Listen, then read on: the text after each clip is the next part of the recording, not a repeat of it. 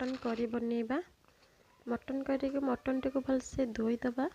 धोई सारा पर से सोरिष तेल पकई देती मु सोरिष तेल पकई सारा पर मुझे अदा रसुण जीरार पेस्ट पकई देती। तापर मैं धनिया गुंड पकई देती।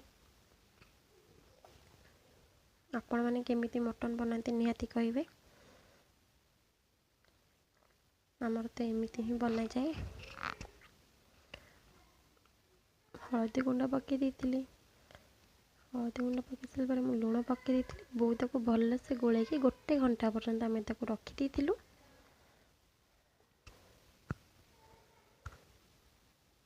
आज बड़ दिन पर मटन होता। आपण मैंने कौन कौन करिसेंती आज बड़ दिन रे कहिबे। हांडी बसई देती। हांडीटा गरम होला पर सोरिष तेल पकई देती। सोरिष तेल गरम होला पर तादेहरे चीनी टिके न देदबा। चीनीटा पकड़े भल कलर हो जाए। से गोटा मसला पकईकि पियाज दे देती। पियाज टिके गोल्डन ब्राउन होगा पर्यंत भाजीदेवा। से लंका गुंड टे कलर पर पकईदेवा काश्मीरी चिली। देखो केते सुंदर कलर आसी चीनी और लंका गुंडर। मटन टी को जो गोलैकी रखिथिबा ताको देदबा। आस्ते आस्ते कि काले तले पड़ जाव।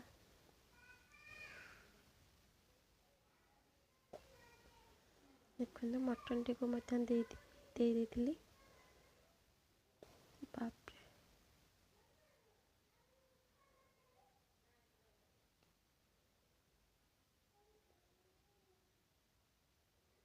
आपण निश्चिंत कहे बड़ दिन टी केमिति सेलिब्रेट कले। आमर तो किसी ना खाली मटन होता खाई देलु कम सरला।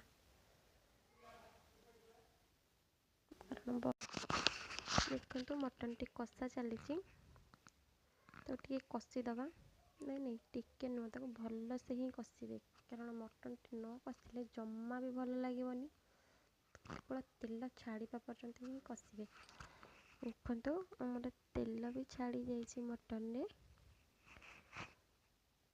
केते सुंदर कषा हो जाइए।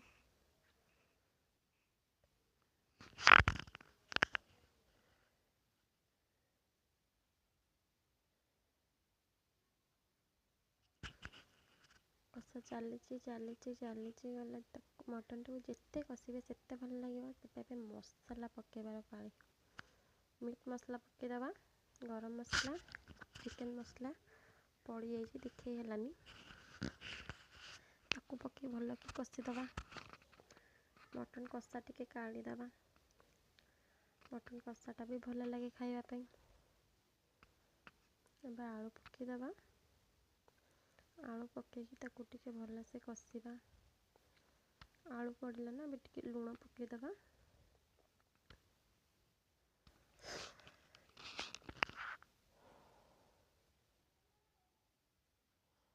देखो आलू पड़ सारा पर भल कि कषा हो